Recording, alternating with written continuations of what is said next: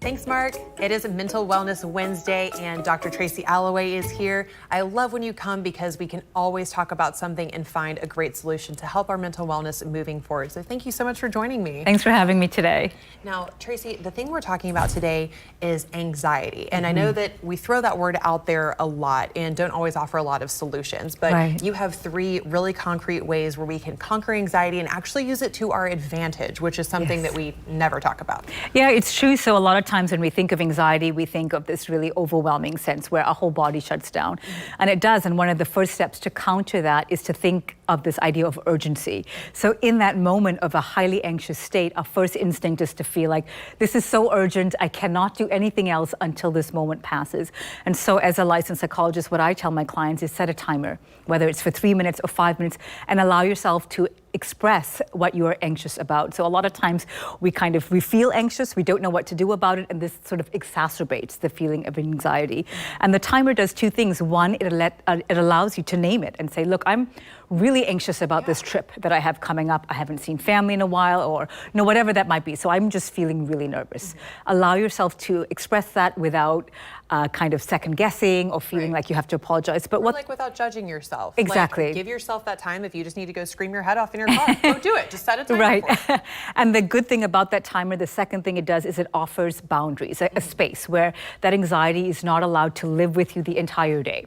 You can say to yourself, you know what, I set my timer. My 5 minutes is up. Yeah. Maybe I need another 5 minutes, but we're not going to let that anxiety keep taking over by having the sense of urgency and I can't do anything else. So it kind of earmarks, closes off that space, like this is my anxiety moment, and then I'm going to carry on with the rest of my day. Sure. And then the second one you have here is yell stop, like literally stop, like you don't have power here. So what is that? Is that like a physical act, or are we thinking like, oh, stop, like? Yeah, what it actually does is it reverse engineers what your brain does to your body. So in that moment of anxiety, you have a whole host of the fight or flight kicking in, and your body shuts down. Your heart starts beating faster. It starts responding to that stress response.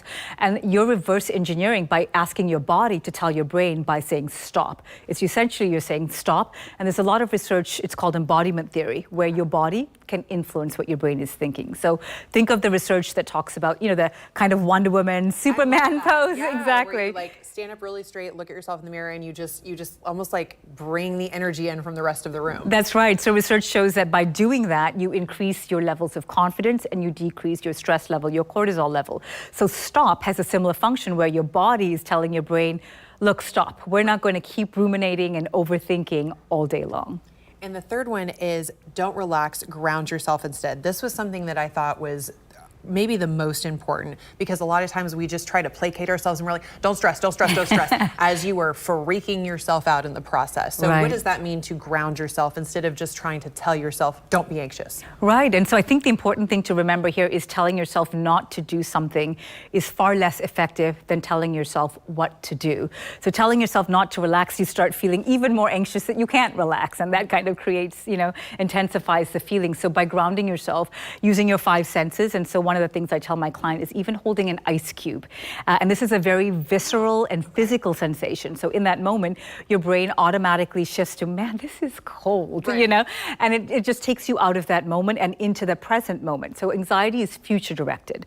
When we feel anxious, it's the fear of something that hasn't happened yet, but we perceive will definitely happen.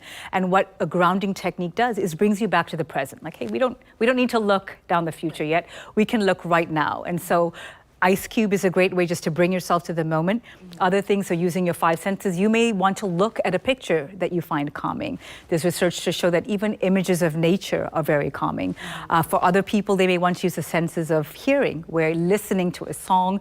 I had a client, he's a little 7-year-old, he picked a song that he finds calming for himself. So using your 5 senses to bring you in that present moment and grounding you in the present takes you out of that future anxiety back into where you are right now. I love the song tip. I always like to go to a song. It's not necessarily a calming song, but something I know the lyrics to, so I'm singing that. I love it. Instead of stressing. So you always have so many great tips for us. Where can we connect with you, and where can we come to you if we want to book a session with you? Sure. I have a website, tracyalloway.com. I'm on Psychology Today, and I'm on social media, Dr. Tracy Alloway, and I'd love to connect. Well, thank you for joining us for another great Mental Wellness Wednesday. We're going to take a quick break, and we'll be right back.